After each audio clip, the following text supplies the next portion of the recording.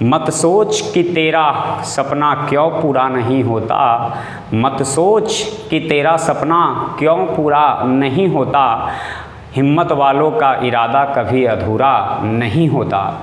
जिस इंसान के कर्म अच्छे होते हैं, जिस इंसान के कर्म अच्छे होते हैं, उसके जीवन में कभी भी अंधेरा नहीं होता। नमस्कार दोस्तों, मैं हूं प्रिंस कुमार, आपके अपने YouTube channel math with Prince sir पर आपका हार्दिक स्वागत करता हूं। प्रत्येक दिन की अपेक्षा फिर से आज कुछ नया सीखते हैं।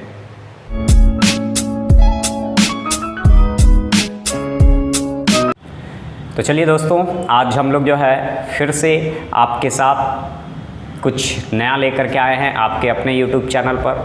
जो है आज हम लोग जो है सांख्यिकी पार्ट 4 के बारे में जो है आज हम लोग सीखेंगे, यानी पार्ट 4। इससे पहले दोस्तों हम 3 वीडियो जो है अपलोड कर चुके हैं। यदि आप लोग नहीं देखे हैं तो अपने प्लेलिस्ट पे जा कर के जो है देख लें, क्योंकि वहाँ जो है तीनों वीडियो का प्लेलिस्ट बना करके रखा हुआ है और बहुत ही सरल ढंग से हमने माध्यिका और बहुलक का जिक्र किया है। एकदम पार्ट बाई पार्ट जो है हम बताए भी हैं और उसका प्रैक्टिस भी कराए हैं, बहुत ज़बरदस्त बनाए हैं, प्रैक्टिस करवाए हैं आप लोग से। यदि आप लोग नहीं देखे हैं तो ज़रूर से ज़रूर वहाँ जा कर के प्रैक्टिस कर लें। आज जो दोस्तों हम लोग पढ़ेंगे वो परिसर के बारे में पढ़ेंगे और स्टैंडर्ड डेविएशन यानी मानक विचलन के बारे में सीखेंगे। आज ये 2 तरह के क्वेश्चन को जो है आज हम फिर से जो है इसको एकदम कहेंगे कि ख़त्म कर देंगे, यानी एकदम जो है इजी बना देंगे कि आपको कभी भी एग्ज़ाम में आए तो कभी कोई परेशानी ना हो। तो फिर से जो है देखिए, है ना। उसके बाद फिर अगले वीडियो में जो है हम ये दोनों को जो है ख़त्म कर देंगे, यानी आपको स्टैटिक्स का टोटल जो है 5 वॉल्यूम जो है आप लोग को मिलेगा, जिसमें आज जो है हम 2 चीज़ें ख़त्म करेंगे। तो चलिए आज जो है हम लोग स्टार्ट करते हैं मानक विचलन से पहले छोटा सा टॉपिक है रेंज। पहले परिसर के बारे में हम लोग जान लेते हैं, ठीक है। उसके बाद जो है हम लोग जो है स्टैंडर्ड डेविएशन के बारे में जानेंगे। यानी पहले हम लोग परिसर के बारे में जान लेते हैं कि ये परिसर क्या होता है, ठीक है। रेंज, परिसर, ठीक है। रेंज यानी परिसर। तो चलिए परिसर क्या है दोस्तों, उसके बारे में देखते हैं पहले कि परिसर है क्या। सबसे पहले तो परिसर जो होता है वो परिसर का मतलब होता है सबसे बड़ी संख्या और सबसे छोटी संख्या, यानी सबसे बड़ा पद और सबसे छोटा पद का अंतर ही जो है परिसर यानी रेंज कहलाता है, ठीक है। यानी किसी भी श्रृंखला का सबसे बड़ा पद और सबसे छोटे पद का जो अंतर होता है वही परिसर यानी रेंज कहलाता है। हिंदी में उसे परिसर कहते हैं और अंग्रेजी में उसे जो है रेंज कहते हैं। और क्वेश्चन जो है दोनों प्रकार से आ सकता है, कभी रेंज कह देगा तो कभी जो है परिसर कह देगा। हालांकि कोई बहुत बड़ा क्वेश्चन नहीं है, कोई बहुत भास्ट नहीं है, इजी है, आसान है। सिर्फ जो है पहचानना है यानी याद रखना है, परिसर एगो होता है, एगो प्रसार होता है, ठीक है। कंफ्यूजन यही होता है दोस्तों, हमारा जो है ना क्वेश्चन को कंफ्यूज करने का काम बहुत सारे चीज़ करते हैं। तो यहाँ क्वेश्चन में परिसर एगो प्रसार, तो प्रसार का मतलब हो गया विचरण। फिर जो है हम लोग आते हैं रेंज के बारे में कि रेंज किसे कहते हैं। तो चलिए रेंज के लिए जो है कुछ क्वेश्चन हैं जिसका हम आप लोग को प्रैक्टिस करा देते हैं। बहुत ही आसान सा चीज़ है ना। कुछ क्वेश्चन है उसका प्रैक्टिस कराते हैं। आपके स्क्रीन पर दिख रहा होगा क्वेश्चन। क्वेश्चन नंबर 1 दोस्तों कह रहा है कि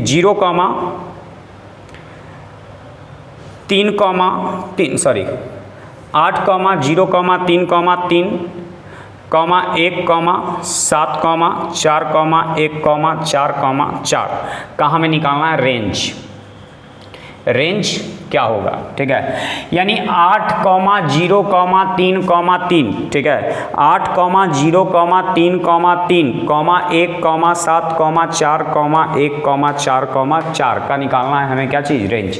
रेंज का मतलब होता है सबसे बड़ा पद माइनस सबसे छोटा पद। तो देखिए सबसे बड़ा पद कौन है इसमें, तो सबसे बड़ा पद 8 हो गया। और सबसे छोटा पद कौन है इसमें, तो सबसे छोटा 0 हो गया। यानी 8 में से 0 जाएगा तो क्या बचेगा, 8। यही आपका कहलाएगा रेंज। ठीक है, यही आपका कहला जाएगा क्या चीज़, रेंज। ठीक है, तो चलिए दूसरा क्वेश्चन आपके स्क्रीन पर दिख रहा है, जल्दी से उस प्रश्न का आंसर बताएं कि क्या होगा।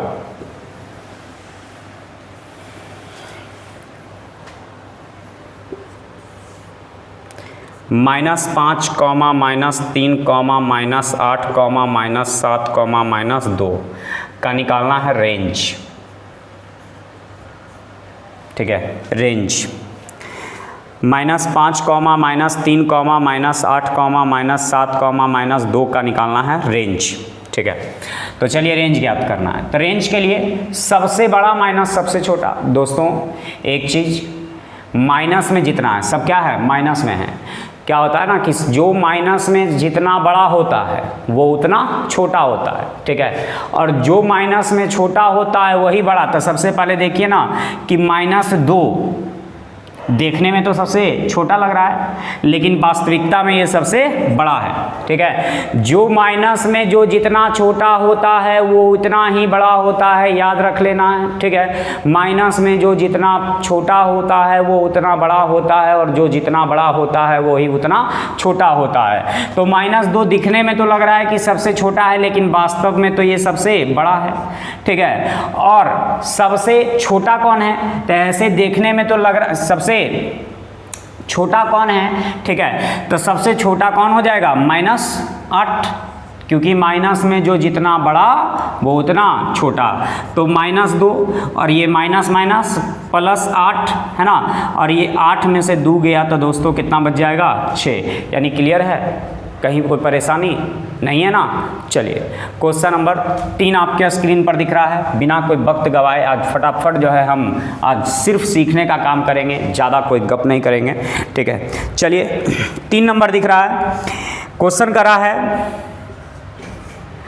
10, 21,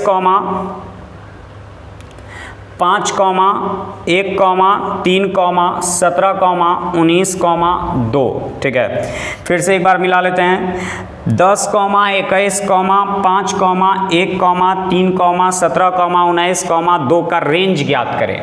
निकालना है हमें क्या चीज़, रेंज निकालना है। ठीक है, तो चलिए रेंज के लिए सबसे बड़ा दोस्तों देखिए कौन है, तो 21 है ना। और सबसे छोटा कौन है, तो सबसे छोटा 1 है। तो 21 में से 1 गया तो कितना बचेगा, 20, यानी ये निकल गया रेंज। क्लियर सबको। चलिए एक क्वेश्चन और दिख रहा है आपके स्क्रीन पर, क्वेश्चन नंबर जो है 4, जल्दी से बनाइए, क्या आंसर आएगा।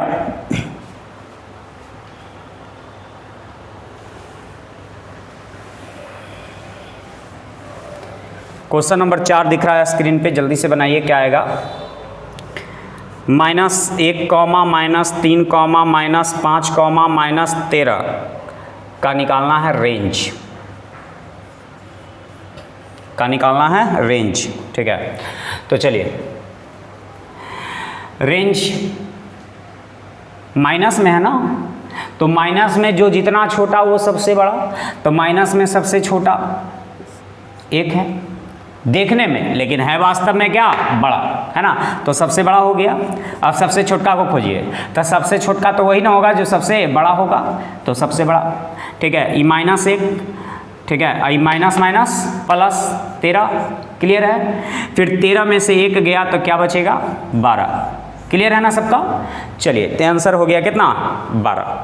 चलिए एक क्वेश्चन और दिख रहा है आपके स्क्रीन पर, जल्दी से बनाइए, उस प्रश्न का आंसर क्या होगा।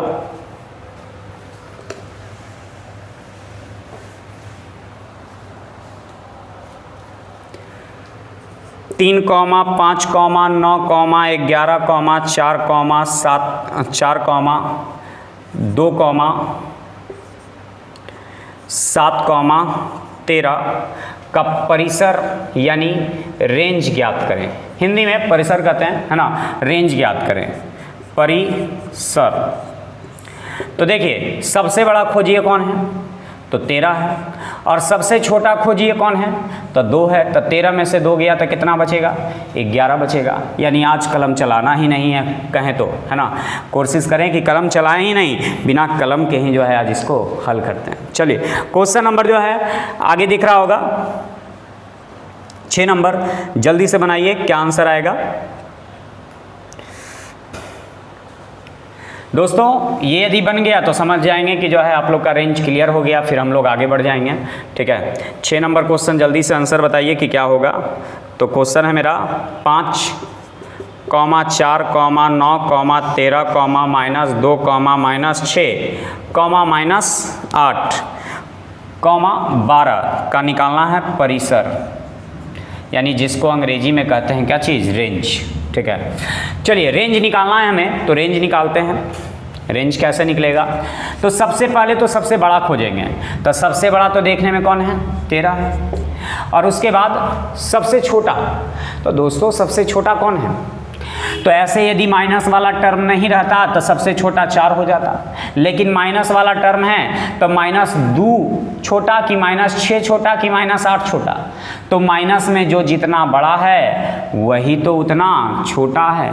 ठीक है, तो -8 सबसे छोटा है, तो 13 और माइनस प्लस, तो 13 8 कितना 21, यानी क्लियर है। उम्मीद करते हैं आज का क्लास आप लोग को जो है ये अच्छा लगा होगा, रेंज जो है आपको समझ में आ गया होगा। आइंदा कभी एग्जाम में आए, चाहे कोई भी जो है बुक में आए, तो कभी आप लोग से छूटने वाला नहीं है। याद रखना है, दिमाग में गांठ बना करके बैठा लेना है कि परिसर को ही रेंज कहा जाता है, रेंज को ही परिसर कहा जाता है, यानी एकदम बैठा लेना है दिमाग में। ठीक है, चलिए अगला टॉपिक जो है हम लोग का है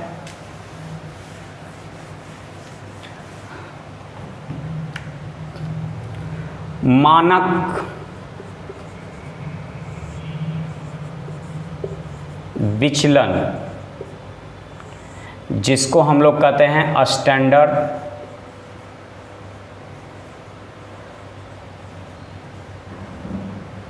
डेविएशन। ठीक है,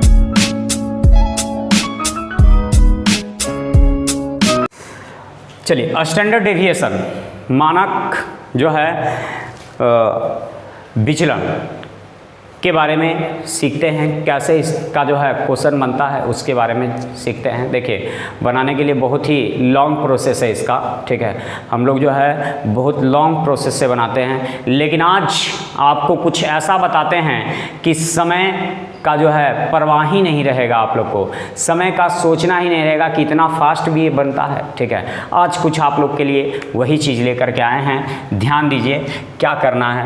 क्वेश्चन सबसे पहले दोस्तों लिखा हुआ है, क्या है वो देखते हैं। क्वेश्चन मेरे पास है 10, 10, 9, 10, 10, 11,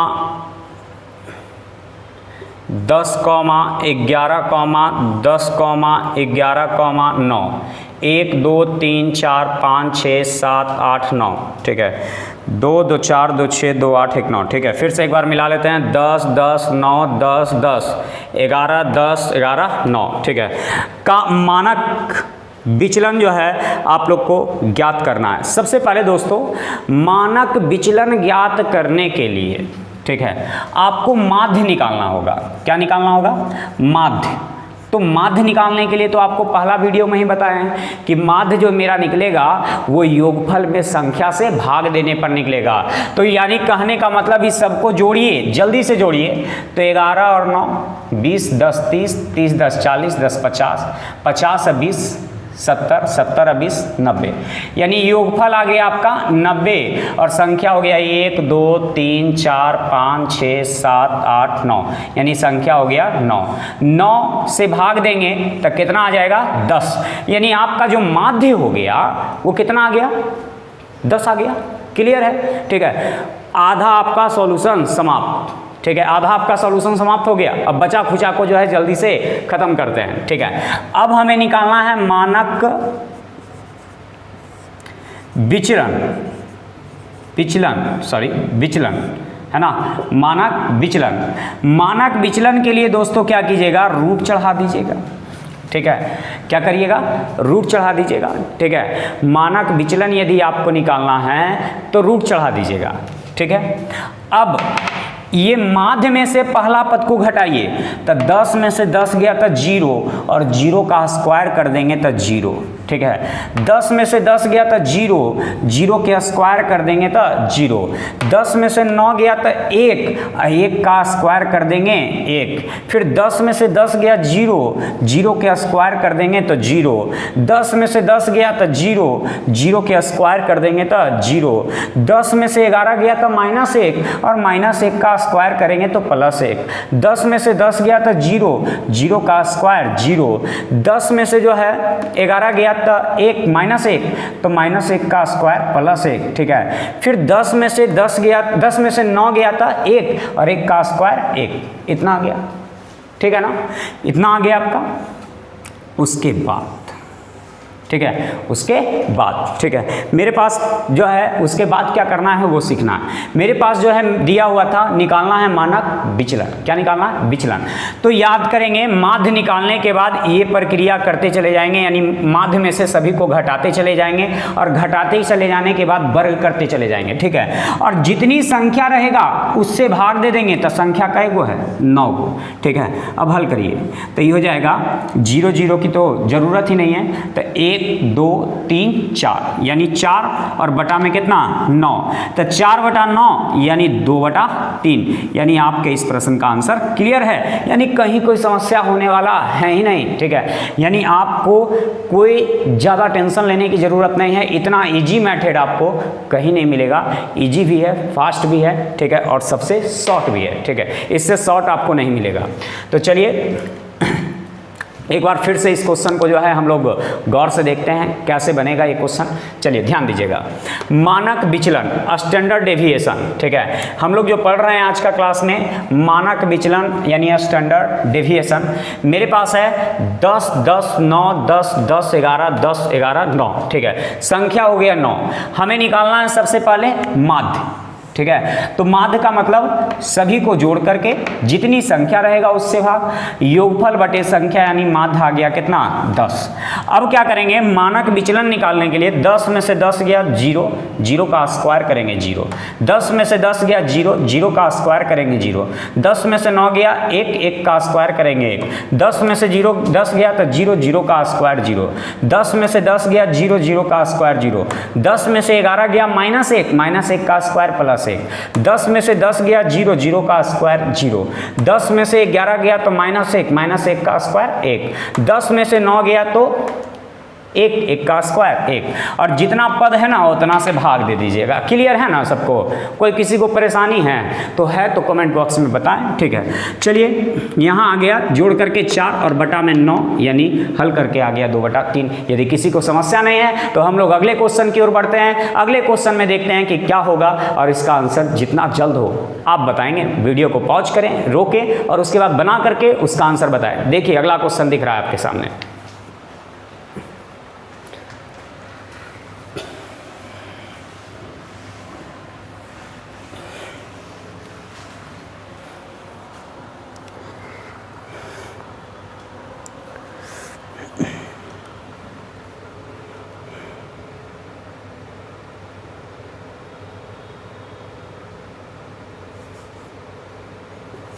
क्वेश्चन नंबर 2, 3, 4, 5, 3, 1 का निकालना है मानक विचलन। सबसे पहले तो दोस्तों माध्य निकाल दीजिए, इसका माध्य निकाल देंगे।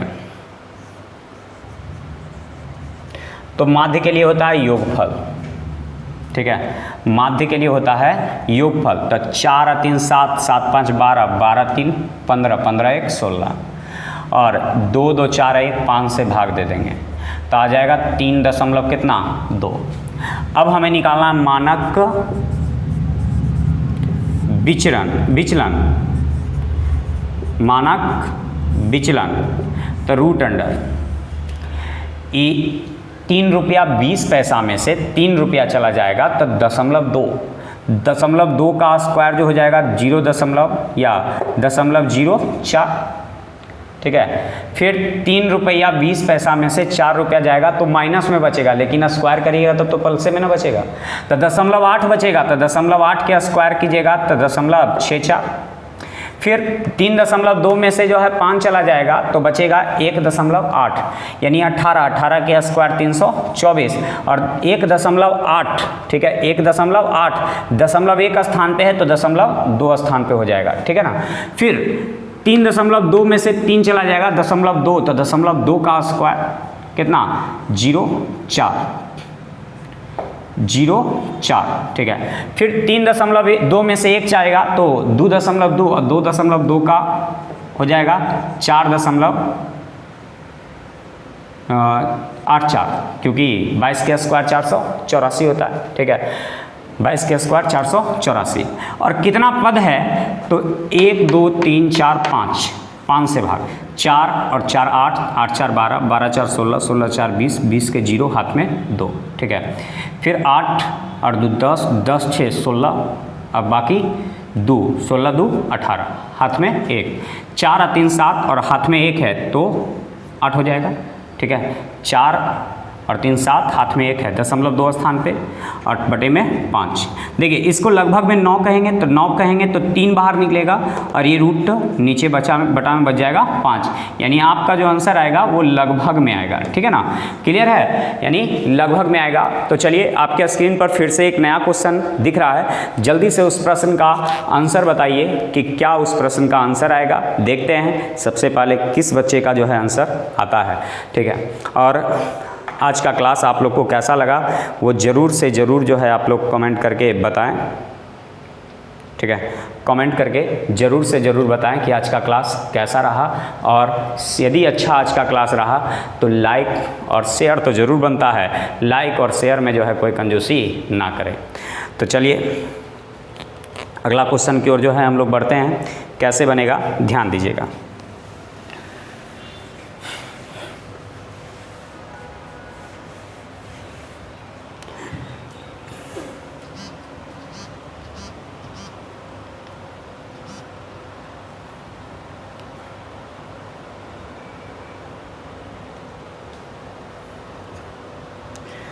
चलिए दोस्तों अगला क्वेश्चन का रहा है